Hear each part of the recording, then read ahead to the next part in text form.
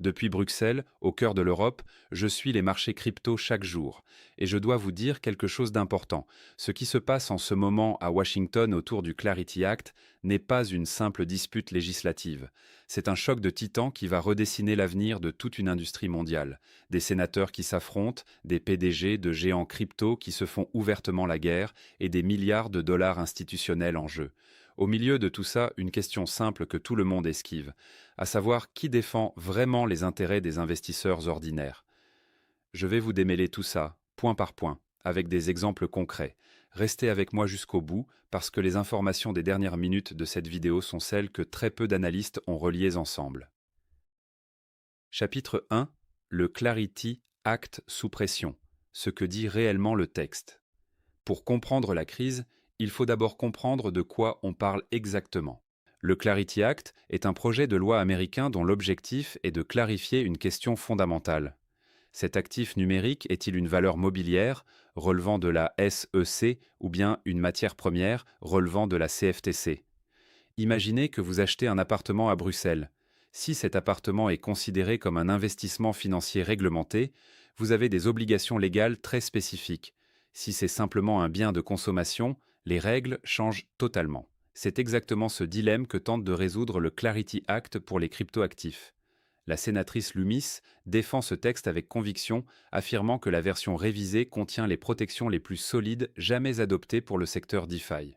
Mais des voix critiques comme Jake Chervinsky, avocat spécialisé en droit crypto, soulignent un problème majeur dans le titre 3 du texte. Ce titre 3 imposerait des obligations KYC, c'est-à-dire la vérification d'identité des clients, à des développeurs de logiciels non dépositaires. Un développeur qui écrit du code open source se retrouverait soumis aux mêmes contraintes réglementaires qu'une banque.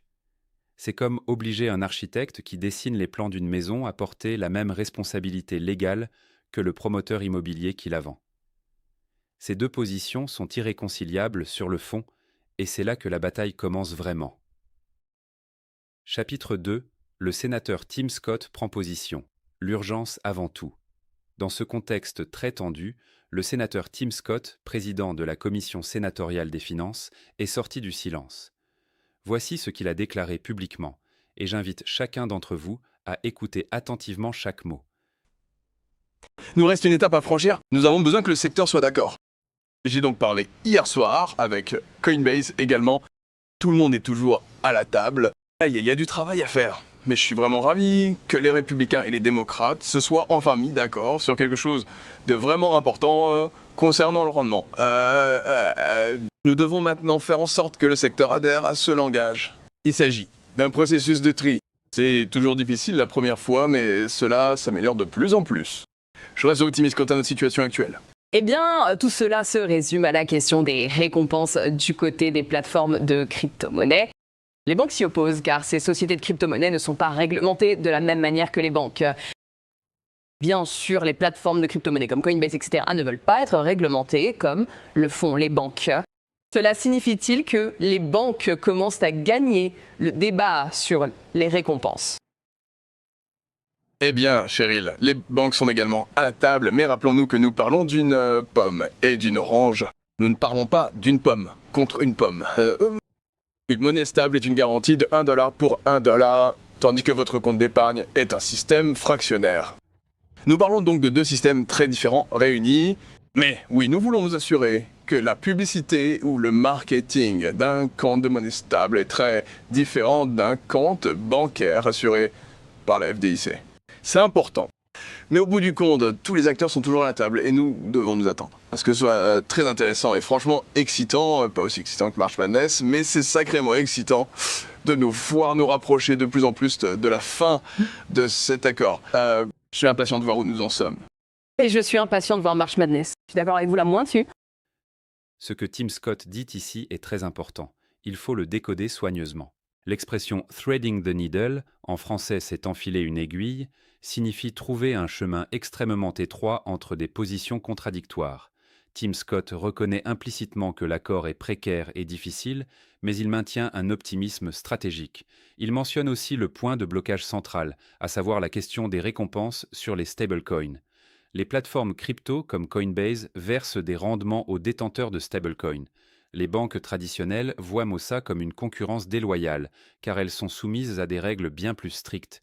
C'est comme si une épicerie de quartier se plaignait qu'un supermarché vende moins cher parce qu'il n'a pas les mêmes charges réglementaires. Sa réponse a été prudente mais révélatrice, insistant sur le fait qu'un stablecoin adossé à $1 n'est pas comparable à un compte bancaire à réserve fractionnaire. Si cette analyse vous aide à y voir plus clair, c'est le bon moment pour agir. Abonnez-vous à cette chaîne et activez la cloche, parce que dans ce monde qui change tous les jours, manquer une information peut coûter très cher.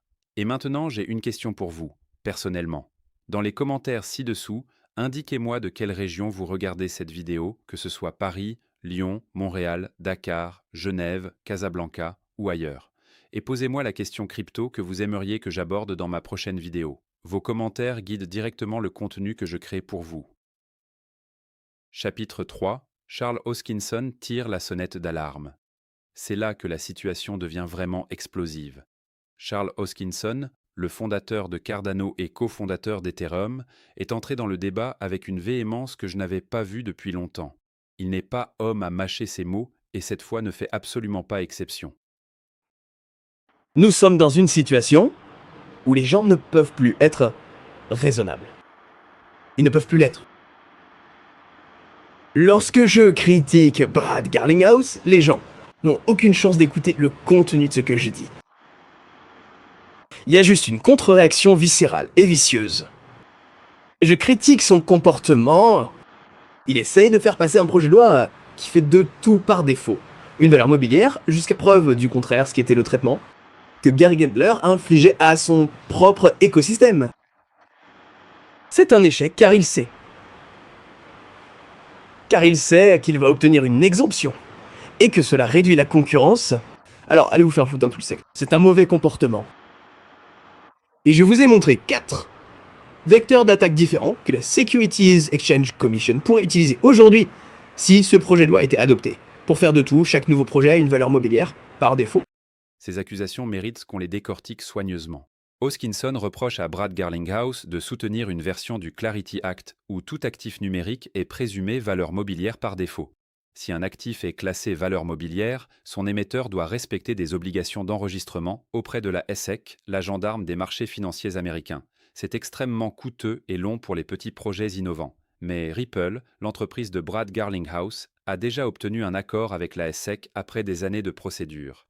Hoskinson dit en substance que Garlinghouse joue un jeu dangereux, soutenant une règle qui l'avantage lui, mais qui étouffe la concurrence émergente. C'est comme si un grand opérateur télécom soutenait une loi très contraignante pour les nouveaux entrants, une loi dont lui serait exempté.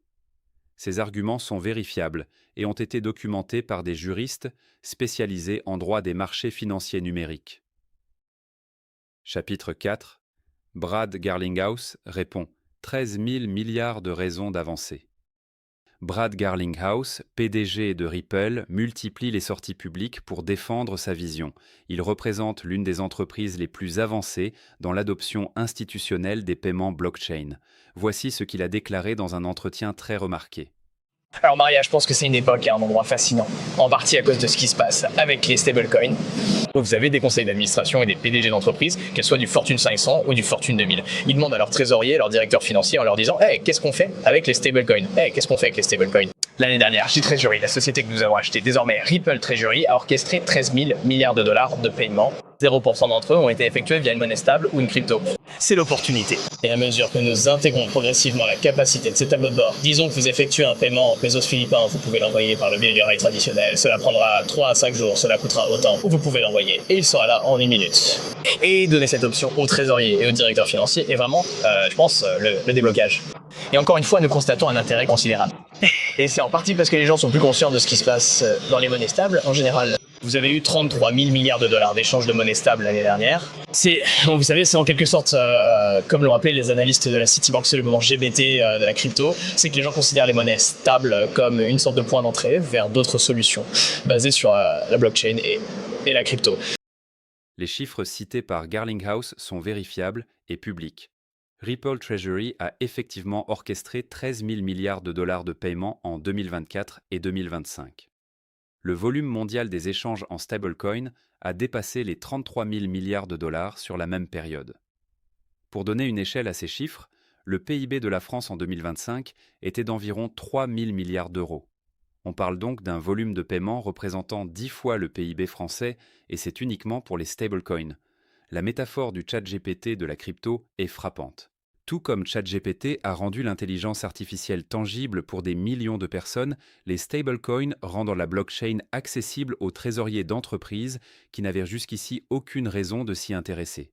Mais Hoskinson conteste le chemin que Garlinghouse propose pour y parvenir. Et Coinbase, de son côté, refuse de signer un texte qui créerait un précédent dangereux pour les décennies à venir. Le directeur juridique de Coinbase, Paul Grewal, a expliqué que sans protection juridique solide, un futur régulateur hostile pourrait utiliser ce texte pour démanteler des années de construction en quelques décisions administratives. Chapitre 5. L'argent institutionnel a déjà tranché. Pendant que les politiciens négocient et que les PDG s'affrontent, les grands fonds d'investissement ont déjà pris leurs décisions. La plateforme institutionnelle BitCo, qui gère plus de 1700 actifs numériques représentant un portefeuille de près de 82 milliards de dollars, a publié sa liste des 5 actifs clés. XRP figure dans ce top 5 aux côtés de Bitcoin et d'Ethereum. Ce n'est pas une position anecdotique, c'est une décision d'infrastructure stratégique. Dans le monde de la gestion d'actifs institutionnels, identifier un actif comme infrastructure centrale signifie qu'il sera utilisé comme colonne vertébrale des flux financiers. De plus, le CME Crypto Index ETF du Nasdaq alloue près de 6% de sa pondération à XRP, le plaçant parmi les actifs numériques les plus représentés dans les produits d'investissement réglementés. Quand des gestionnaires de fonds qui engagent leur réputation et le capital de leurs clients choisissent un actif, ce n'est pas de la spéculation, c'est de l'analyse fondamentale rigoureuse, menée par des équipes de recherche professionnelles. Et la raison pour laquelle XRP attire ses capitaux institutionnels est simple. Contrairement à des actifs valorisés principalement sur des mécanismes de staking ou de récompense, XRP est valorisé sur son utilité transactionnelle réelle et mesurable. C'est la différence entre posséder une action d'une autoroute réelle avec des péages et du trafic mesurable et posséder une option sur une autoroute hypothétique. Et Ripple vient d'obtenir une approbation conditionnelle de charte bancaire nationale aux États-Unis. Ce n'est pas de la spéculation, c'est un déploiement d'infrastructures planifiées et documentées. Conclusion. Laissez-moi vous résumer ce que nous avons couvert ensemble aujourd'hui. Le Clarity Act est bloqué non pas parce que personne ne veut de régulation, mais parce que les acteurs dominants se disputent les termes de cette régulation à leur avantage. Tim Scott maintient une urgence légitime, le temps politique est limité et une fenêtre législative peut se fermer très vite. Charles Hoskinson tire l'alarme sur un texte qui pourrait, dans sa forme actuelle, brider l'innovation au profit des géants déjà établis. Brad Garlinghouse croit que l'accord viendra parce qu'il vient toujours quand tout le monde est épuisé, mais il parie sur mai 2026 comme date charnière. Et pendant ce temps, l'argent institutionnel, lui, n'attend pas.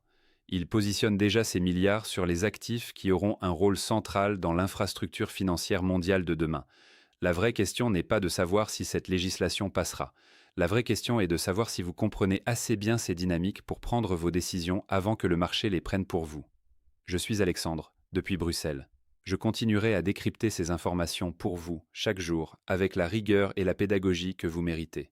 Merci d'avoir regardé cette vidéo jusqu'à la fin. Ce temps que vous m'accordez a une vraie valeur et je ne la prends jamais à la légère. Si cette analyse vous a apporté quelque chose, partagez cette vidéo avec une personne de votre entourage qui s'intéresse au marché financier ou au monde crypto, parce que la meilleure façon de rendre l'information accessible, c'est de la faire voyager. À très vite.